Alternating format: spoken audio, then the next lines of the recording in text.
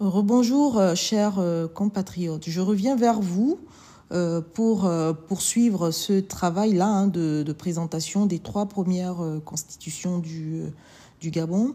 Je vous ai donné il y a quelques instants, il y a quelques heures, le contenu donc de la première constitution du 19 février 1959. Vous avez la possibilité d'en prendre connaissance sur mon contenu TikTok, sur mon compte TikTok, sur ma chaîne YouTube et sur mon compte Facebook. Donc vous avez la possibilité de prendre connaissance donc sous la forme audio de la Constitution du 19 février 1959. Donc vous avez compris qu'avec la Constitution du 19 février 1959, il n'y avait pas de président de la République. Le Gabon était géré par le Premier ministre, qui était à cette époque Léon-Mba. Donc c'était le Premier ministre et les députés. Il n'y avait pas aussi de Sénat, il n'y avait pas de sénateurs, il n'y avait pas de Sénat. Donc le Gabon était géré par le Premier ministre et les députés. Donc ceci dit, on voit bien à travers cette constitution que les deux institutions fortes étaient donc l'Assemblée législative et le gouvernement. Alors, pour ce qui est donc de la deuxième constitution du Gabon, celle du 14 novembre 1960, les circonstances qui vont donner lieu à la rédaction de cette seconde constitution, c'est l'accession donc du Gabon à son indépendance, donc le 17 août 1960. Donc 3 mois après, donc on aura donc la constitution donc du 14 novembre 1960. Alors, que nous dit cette constitution-là du 14 novembre 1960 ? Donc ici, on a un peu plus d'articles que la première constitution. Alors, voici ce qui est dit. Alors, le préambule. Le peuple gabonais, conscient de sa responsabilité devant Dieu, animé par la volonté de sauvegarder son indépendance et son unité nationale, d'ordonner la vie commune d'après les principes de la justice sociale, réaffirme solennellement les droits et les libertés de l'homme définis en 1789 et consacrés par la Déclaration universelle des droits de l'homme de 1948. En vertu de ces principes et de celui de la libre détermination des peuples, le peuple gabonais adopte la présente constitution. Titre préliminaire.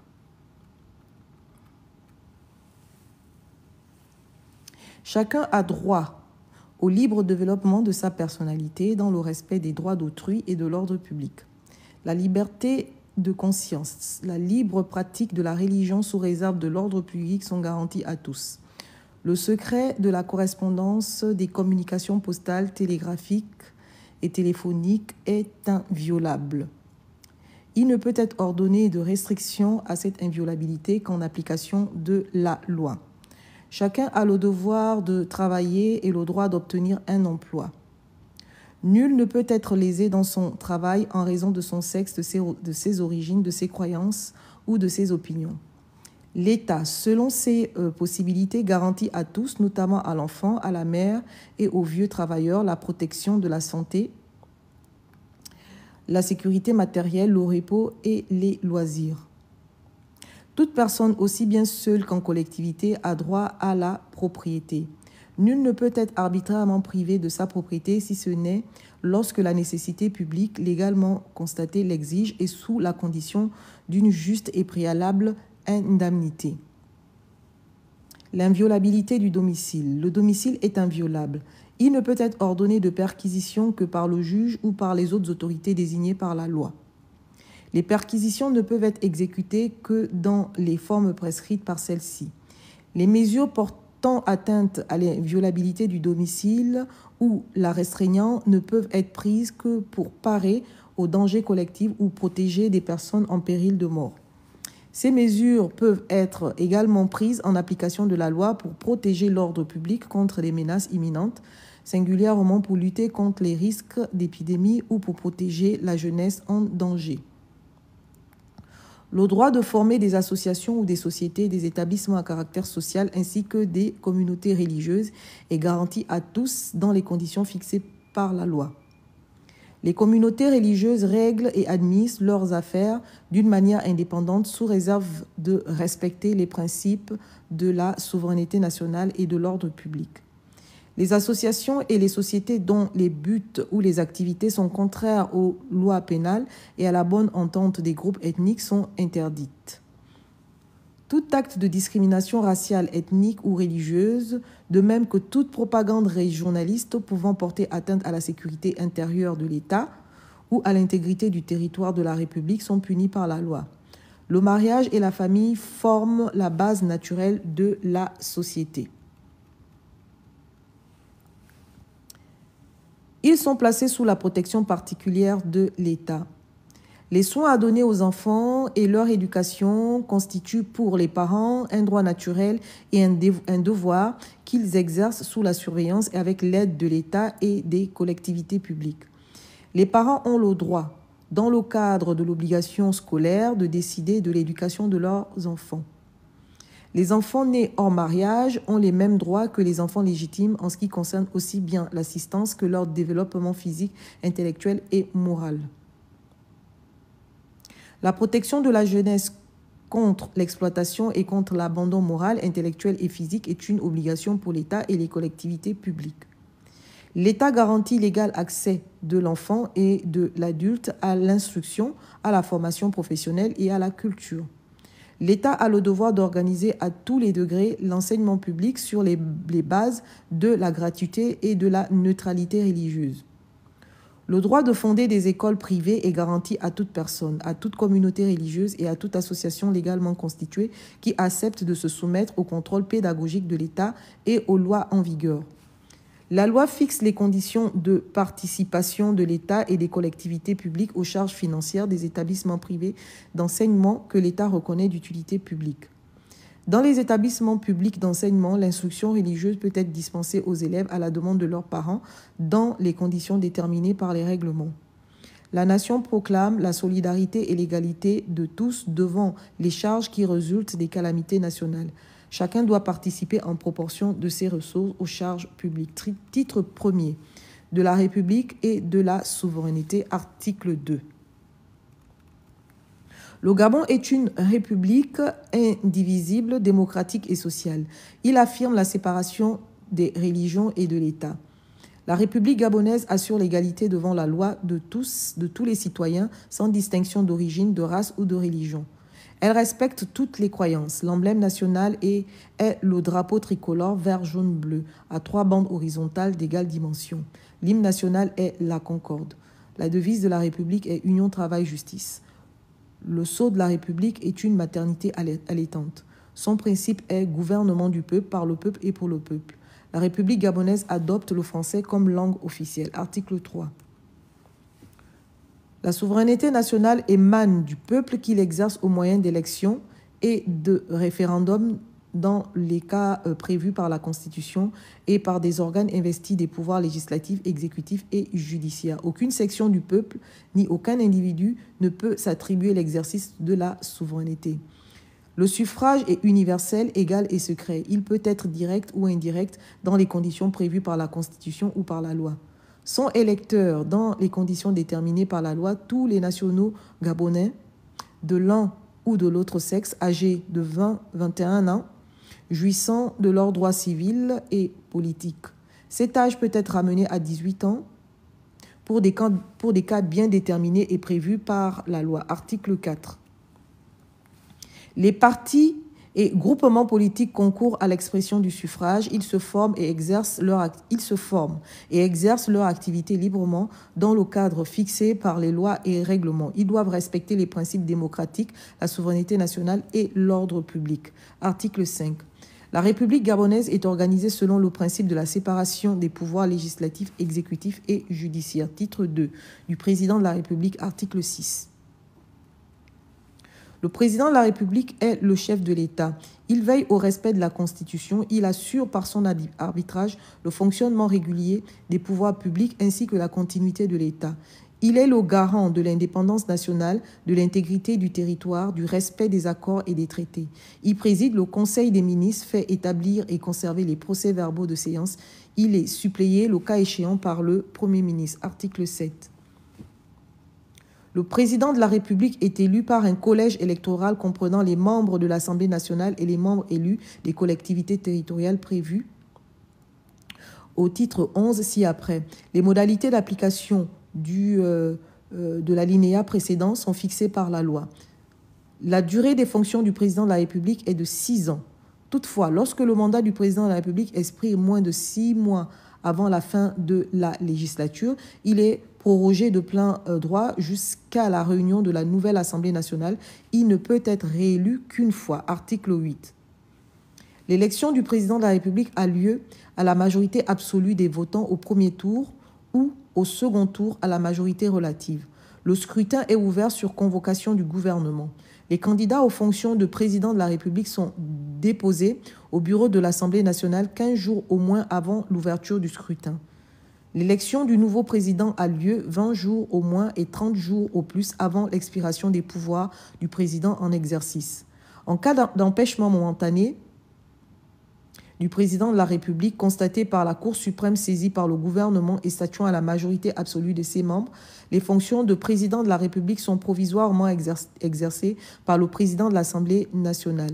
En cas de décès, de démission, d'inculpation pour haute trahison ou d'empêchement définitif constaté par la Cour suprême saisie par le gouvernement, les fonctions de président de la République sont exercées par le président de l'Assemblée nationale jusqu'à l'élection du nouveau président, laquelle devra intervenir dans les 3 mois suivant la décision de la Cour suprême.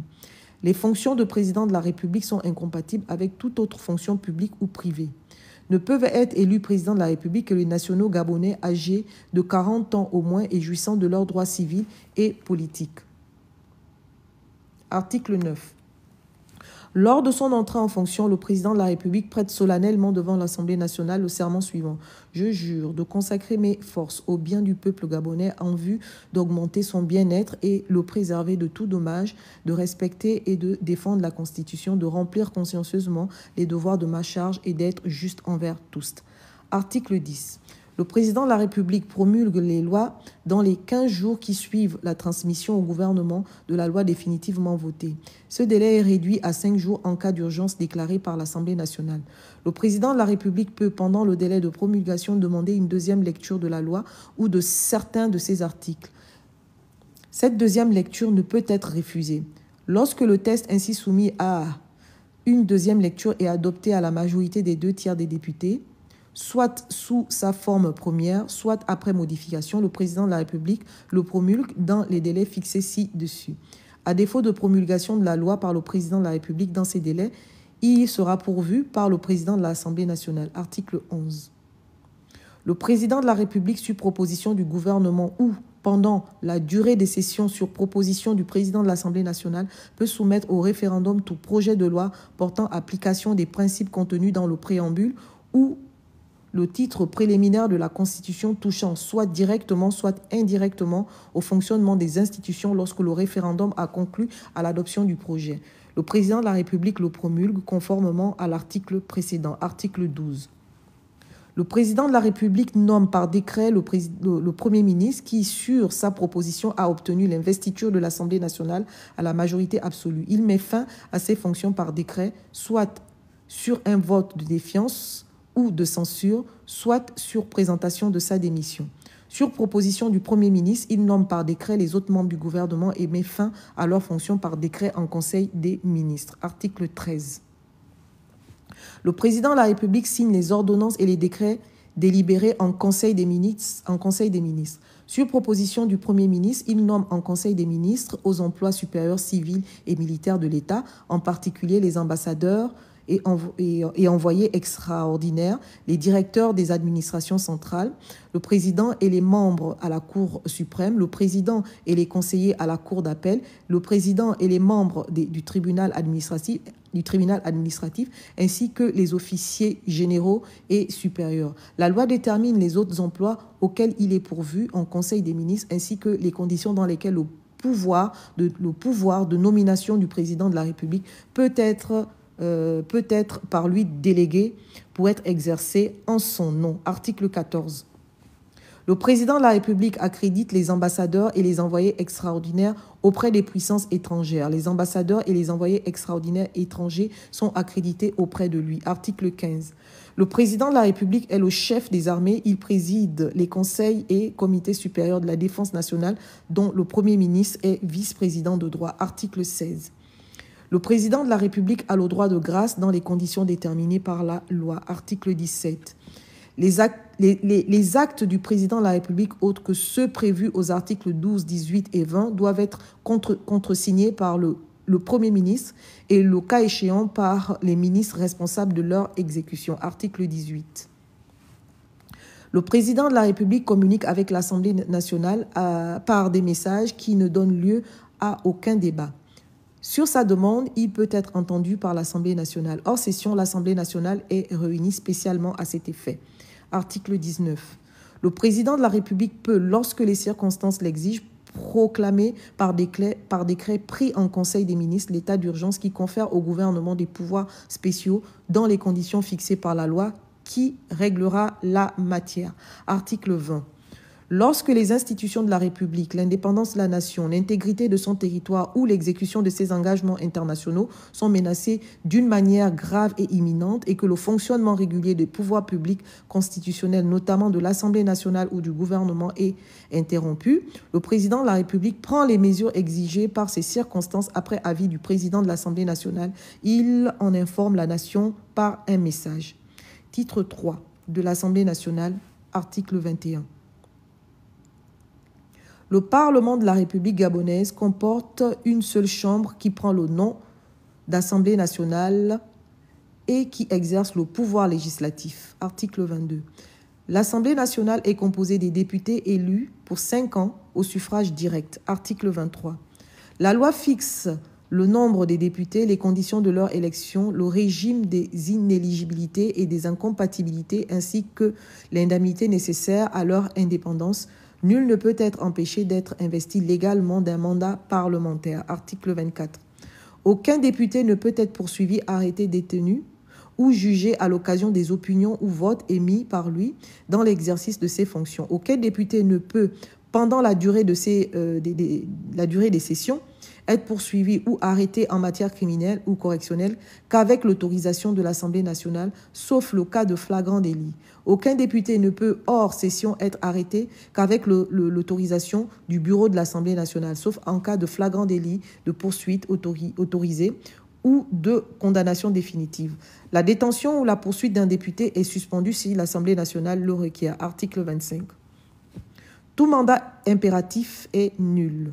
Le droit de vote des députés est personnel. Le règlement intérieur de l'Assemblée nationale peut autoriser exceptionnellement la délégation de vote dans des cas précis. Nul ne peut recevoir délégation de plus d'un mandat. La délégation de pouvoir ne joue pas lorsque la question de confiance est posée ou en cas de motion de censure. Article 26. L'Assemblée nationale se réunit de plein droit le premier jour ouvrable suivant le 15e jour après son élection. Son ordre du jour comprend alors exclusivement la désignation de son bureau et l'investiture du Premier ministre. Article 27. L'Assemblée nationale se réunit chaque année de plein droit en 2 sessions ordinaires.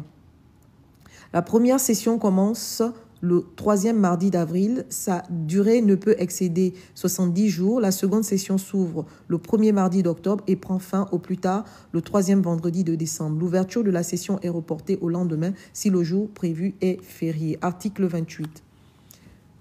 Des sessions extraordinaires peuvent être tenues sur un ordre du jour déterminé à la demande soit du Premier ministre, soit de la moitié des membres composant l'Assemblée nationale, dès que l'ordre du jour est épuisé ou 15 jours au plus tard, après l'ouverture de la session, la clôture est prononcée. Le Premier ministre peut seul demander une nouvelle session avant l'expiration du mois qui suit la clôture de la session extraordinaire. Article 29. Or, les cas dans lesquels le Parlement se réunit de plein droit, les sessions extraordinaires sont ouvertes et closes par décret du président de la République. Article 30. Le président et le bureau élu au début de la législature reste en fonction jusqu'à la première session ordinaire de la 3e année de la législature. Il est alors procédé à leur renouvellement. Le président et le bureau ainsi désignés restent en fonction jusqu'à la fin de la législature. Article 31. Les séances de l'Assemblée nationale sont publiques. Leur compte rendu intégral est publié au journal des débats.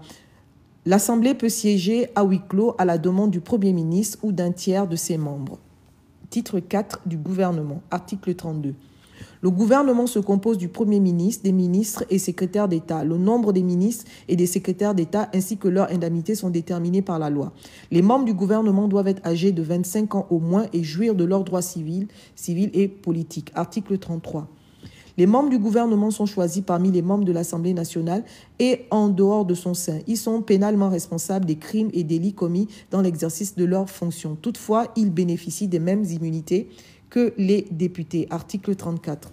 La loi énumère les activités publiques ou privées dont l'exercice est incompatible avec les fonctions de membres de gouvernement. Article 35. Le gouvernement détermine et conduit la politique de la nation. Il dispose à cet effet de l'administration et des forces armées. Il est responsable devant l'Assemblée nationale dans les conditions et procédures prévues aux articles 53 et 54. Article 36. L'action du gouvernement est dirigée par le Premier ministre qui assure l'exécution des lois. Sous réserve des dispositions des articles 13 et 14, il exerce le pouvoir réglementaire et nomme aux emplois civils et militaires. Il peut déléguer certains de ses pouvoirs au ministre. Il supplée le cas échéant le président de la République dans la présidence des conseils et comités prévus à l'article 15. Article 37. Le Conseil des ministres est obligatoirement saisi des décisions concernant la politique générale de la République, des accords avec les puissances étrangères, des projets et propositions des lois, des ordonnances et décrets réglementaires, des nominations aux emplois supérieurs de l'État dont la liste sera établie par une loi. Article 38. Les actes du Premier ministre sont contresignés le cas échéant par les ministres chargés de leur exécution. Article 39. En cas de démission, le gouvernement assure l'expédition des affaires courantes jusqu'à l'investiture d'un nouveau Premier ministre. Titre 5. Des rapports entre l'Assemblée et le gouvernement. Article 40. La loi est votée par l'Assemblée nationale. En dehors des cas expressément prévus aux autres articles de la Constitution, la loi fixe les règlements concernant. Alors, je cite. L'exercice des droits et devoirs des citoyens.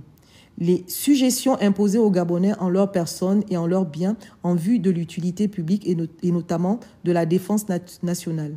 La nationalité, l'État et la capacité des personnes, les régimes matrimoniaux, les successions et libéralité, l'organisation de l'État civil, le régime électoral de l'Assemblée nationale et des assemblées des collectivités territoriales, l'organisation judiciaire, la création de nouveaux ordres de juridiction et le statut des magistrats, l'organisation des offices ministériels et publics, les professions d'officiers ministériels, la détermination des crimes et délits ainsi que les peines qui leur sont applicables, la procédure pénale, le régime pénitentiaire, l'amnistie et le droit de grâce, l'état d'urgence et l'état de siège, le régime des associations, l'assiette, le taux et les modalités de recouvrement des impositions de toute nature, le régime d'émission de la monnaie, l'organisation et le fonctionnement des collectivités territoriales, le statut général de la fonction publique et les bases de calcul du traitement des fonctionnaires et agents publics, la nationalisation d'entreprises et les transferts de propriété d'entreprises du secteur public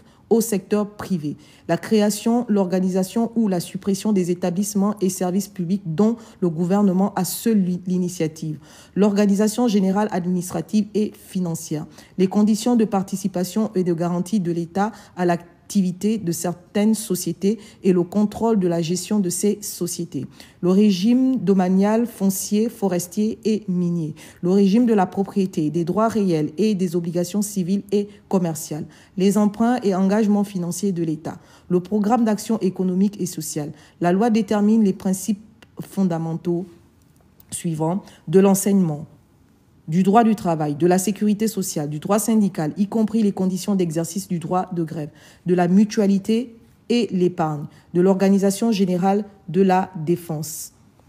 La loi peut déléguer au gouvernement le pouvoir de prendre par décret pris après avis de la Cour suprême les mesures de caractère législatif nécessaires à son application. Article 41. Toutes les ressources et dépenses de la République doivent, pour chaque exercice financier est évalué et inscrit dans le budget déposé par le gouvernement dès l'ouverture de la session budgétaire et au plus tard le 15 novembre, le budget est arrêté par une loi dite loi des finances avant le commencement de l'exercice nouveau. Cette loi ne peut comprendre que des dispositions d'ordre strictement financier. Si, à la fin de la session budgétaire, l'Assemblée nationale se sépare sans avoir voté le budget en équilibre, le gouvernement l'établit provisoirement d'office par décret en Conseil des ministres en prenant pour base le budget de l'année précédente et le tarif des impositions et taxes votés par l'Assemblée nationale. Ce décret peut néanmoins prévoir en cas de nécessité toute réduction de dépenses ou augmentation des recettes fiscales ou autres. À la demande du Premier ministre, l'Assemblée nationale est convoquée dans les 15 jours en session extraordinaire pour une nouvelle délibération. Si l'Assemblée nationale n'a pas voté le budget en équilibre à la fin de cette session extraordinaire, le budget est établi définitivement par décret en Conseil des ministres. Les recettes nouvelles qui peuvent être ainsi créées, s'il s'agit d'impôts directs et de contributions ou de taxes assimilables, sont mises en recouvrement pour compter du 1er janvier. Article 42. La déclaration de guerre est autorisée par l'Assemblée nationale. Article 43. L'état de siège comme l'état d'urgence est décrété au Conseil des ministres. La prorogation de l'état de siège au-delà de 15 jours ne peut être autorisée que par l'Assemblée nationale. Article 44. Les matières autres que celles qui sont du domaine de la loi ont un caractère réglementaire. Elles font l'objet de décrets pris en conseil de cabinet. Lorsque leur cas est expressément prévu par la présente Constitution ou par la loi, elles font l'objet de décrets pris obligatoirement en Conseil des ministres. Elles peuvent, pour l'application de ces décrets, faire l'objet d'arrêtés pris par les ministres responsables ou par toute autre autorité administrative habilitée à le faire. Les tests de forme législative intervenus dans les matières qui sont du domaine réglementaire peuvent être modifiés par décret pris en Conseil des ministres. Article 45. Le gouvernement peut, pour l'exécution de son programme, demander à l'Assemblée nationale l'autorisation de prendre par ordonnance pendant un délai délimité des mesures qui sont normalement du domaine de la loi. Ces ordonnances sont prises en Conseil des ministres après avis de la Cour suprême. Elles entrent en vigueur dès leur publication. À l'expiration du délai mentionné au premier alinéa du présent article, ces ordonnances ne peuvent être modifiées que par la loi dans les matières qui sont du domaine législatif. Article 46. L'initiative des lois appartient concurremment au gouvernement, au Conseil des ministres et aux députés. Les propositions de loi émanant des députés sont déposées sur le bureau de l'Assemblée nationale et transmises au gouvernement et, le cas échéant, à la Cour suprême. Le gouvernement est tenu de donner son avis au plus tard à la session qui suit la date du dépôt. En cas de rejet par le gouvernement de la proposition et lorsque celle-ci n'est pas frappée par les dispositions de l'article 47, son auteur peut demander directement à l'Assemblée nationale l'examen de son texte au cours de la session. Article 47. Les propositions de loi ou amendements présentés par les députés sont irrecevables lorsque leur adoption aurait pour conséquence, soit une diminution de recettes, soit la création ou l'aggravation d'une charge publique sans dégagement des recettes correspondantes. Article 48. S'il apparaît au cours de la procédure législative qu'une proposition ou un amendement n'est pas du domaine de la loi ou est contraire à une délégation accordée en vertu de l'article 45, le président de l'Assemblée nationale ou le gouvernement peut opposer l'irrecevabilité. En cas de désaccord, la Cour suprême, à la demande du gouvernement ou du président de l'Assemblée nationale, statue dans un délai de 8 jours. Article 49. L'ordre du jour des travaux de l'Assemblée nationale comporte par priorité et dans l'ordre fixé par la conférence des présidents la discussion des projets de loi déposés par le gouvernement et des propositions de loi.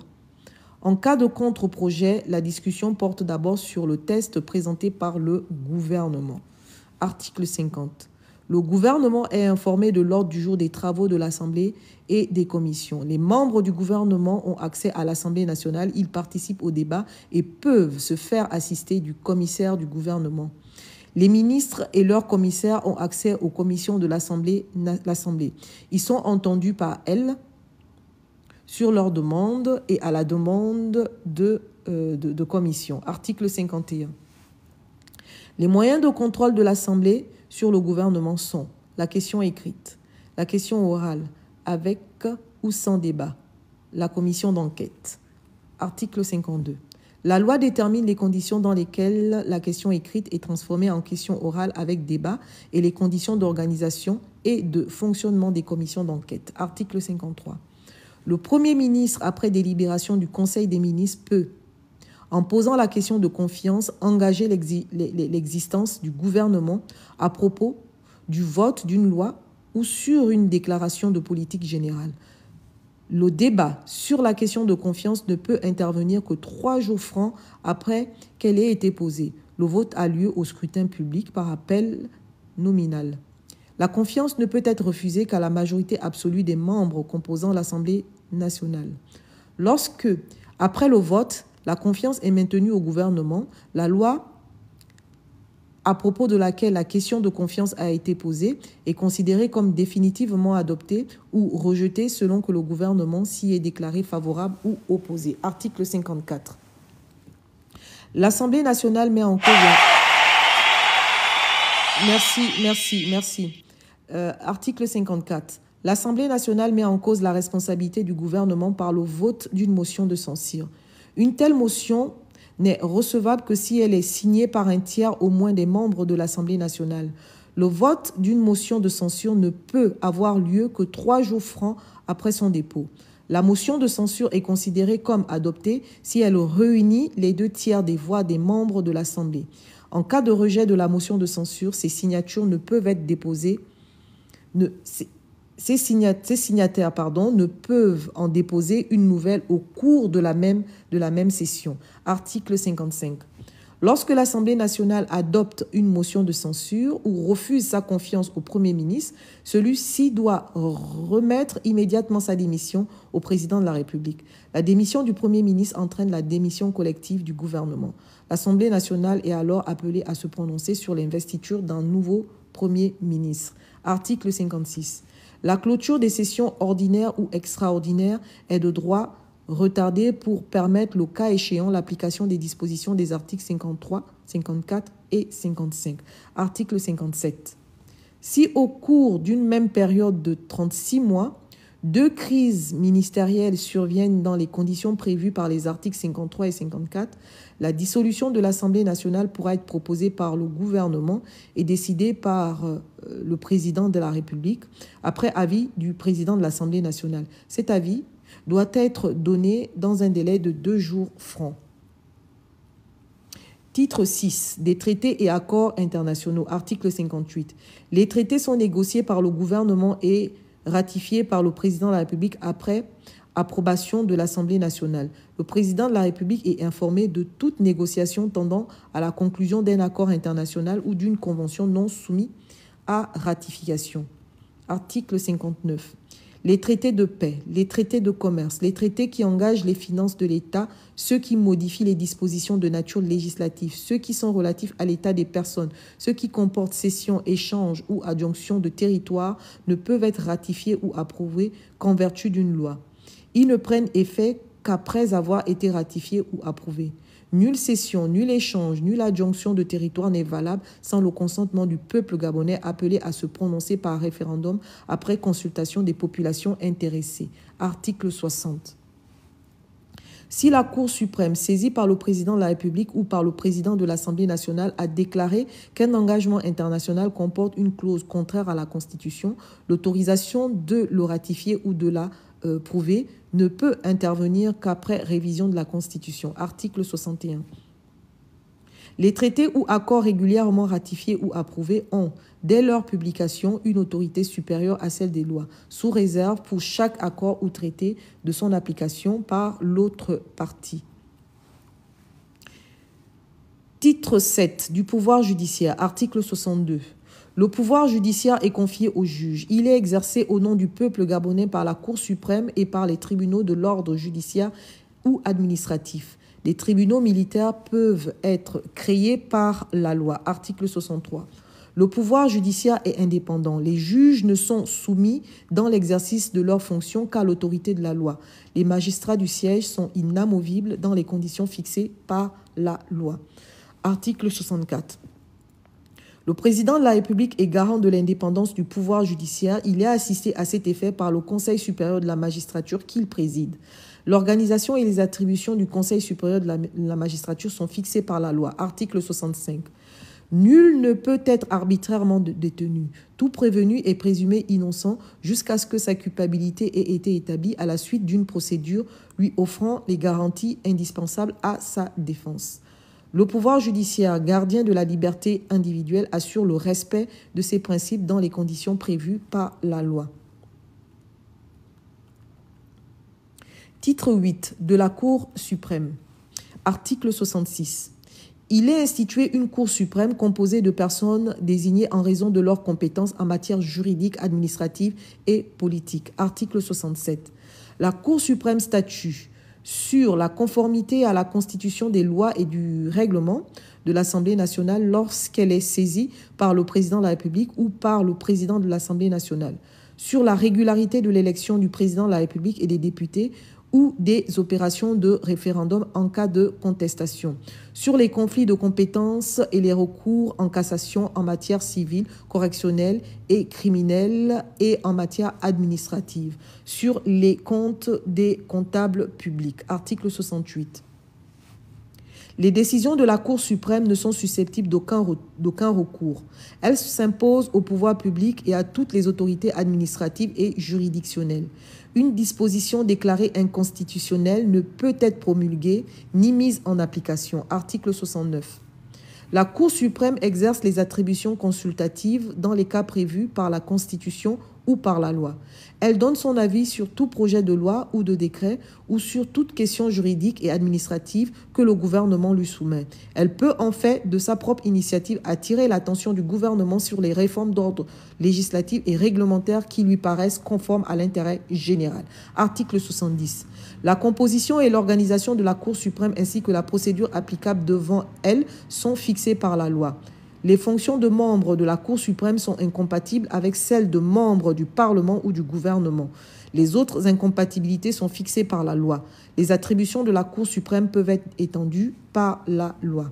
Article 9 de la Haute Cour de justice. Article 71. La Haute Cour de justice instituée par la présente Constitution est composée de membres élus en son sein par l'Assemblée nationale après chaque renouvellement général de celle-ci. Sa composition, ses règles de fonctionnement ainsi que la procédure applicable devant elle sont fixées par la loi. Article 72. La Haute Cour de justice juge le président de la République en cas seulement de haute trahison et les membres du gouvernement ainsi que leurs complices en cas de complot contre la sûreté de l'État. Le président de la République ainsi que les membres du gouvernement ne peuvent être mis en accusation devant la Haute Cour de justice que par l'Assemblée nationale, statuant au scrutin secret et à la majorité des 2/3 des membres la composant. L'Assemblée nationale ne peut être saisie que par le tiers au moins des députés. Dans les cas prévus au premier alinéa, la Haute Cour est liée par la définition des crimes et délits ainsi que par la détermination des peines telles qu'elles résultent des lois pénales en vigueur au moment où les faits ont été commis. Titre 10 du Conseil économique et social, article 73. Le Conseil économique et social donne son avis sur tout problème à caractère économique et social intéressant la République et dont il est saisi par le gouvernement. Tout plan ou tout projet de loi, de programme économique et social ainsi que toute disposition à caractère fiscal lui sont soumis pour avis. Un membre du Conseil économique et social peut être désigné par celui-ci à la demande du Premier ministre ou du Président de l'Assemblée nationale pour exposer devant celle-ci l'avis du Conseil sur les projets ou propositions qui lui ont été soumis. Article 74. La composition du Conseil économique et social et ses règles de fonctionnement sont fixées par la loi. Article 75. Les ressortissants de la République française peuvent faire partie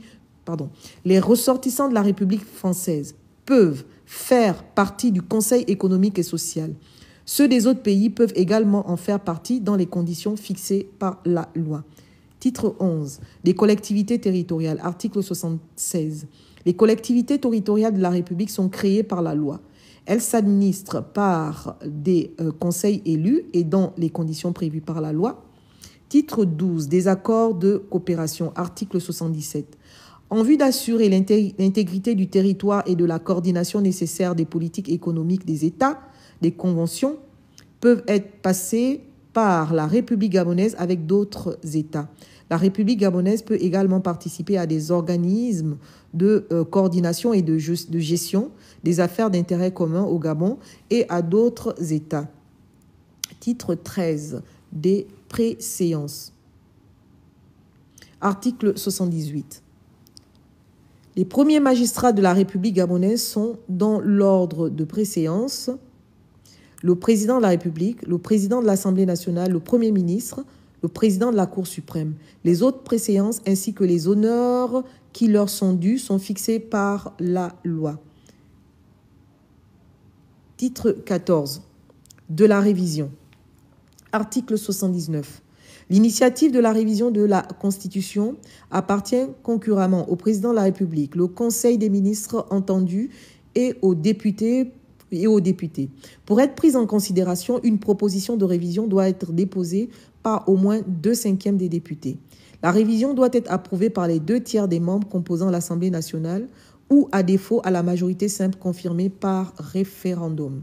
Article 80. Aucune procédure de révision ne peut être engagée ou poursuivie lorsqu'il est porté atteinte à l'intégrité du territoire. La forme républicaine et démocratique de l'État ne peut faire l'objet d'une révision. Titre 15 des dispositions transitoires. Nous sommes arrivés à la fin. Article 81. Un instant, s'il vous plaît. Article 81. Avant l'élection du président de la République, le Premier ministre et les membres du gouvernement sont désignés conformément aux dispositions antérieures. Dès l'installation du premier président de la République, le Premier ministre en exercice remettra la démission de son gouvernement. Article 82. Les conditions de l'élection du premier président de la République seront déterminées par la loi. Article 83. Les lois et les règlements administratifs actuellement en vigueur, lorsqu'ils ne sont pas contraires à la présente Constitution, resteront applicables tant qu'ils n'ont pas été modifiés ou abrogés. Enfin, le dernier article, 84, la présente Constitution qui abroge celle du 19 février 1959 sera exécutée comme la loi de l'État et publiée au journal officiel. Voilà, j'en ai terminé avec le contenu des dispositions de la deuxième constitution gabonaise en date du 14 novembre 1960. Donc, le titre de ce live, c'est les 3 premières constitutions du Gabon. Donc, la première constitution, je l'ai déjà présentée, c'est sur mes plateformes de communication. Donc là, nous sommes sur la présentation de la deuxième constitution du Gabon. Donc la troisième constitution viendra juste après. Je vous remercie. Je vois qu'il y a quelqu'un qui veut... enfin, c'est pas... il y a quelqu'un qui veut monter. Accepter.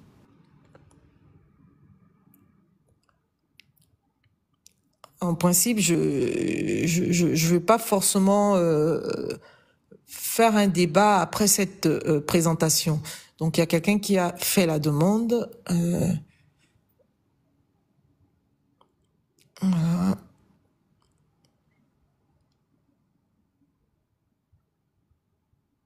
Donc, il y a quelqu'un qui a fait la demande, qui a peut-être des choses à dire.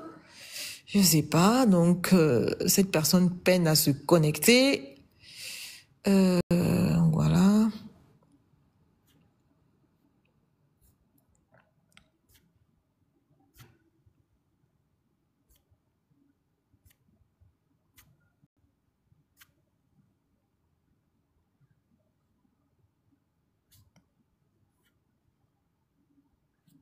Donc, du coup, comme la personne peine à se connecter, je reviendrai vers vous.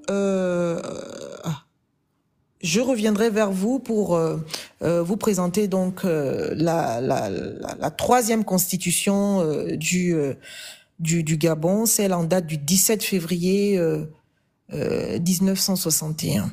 En tout cas, merci de votre écoute et à très bientôt.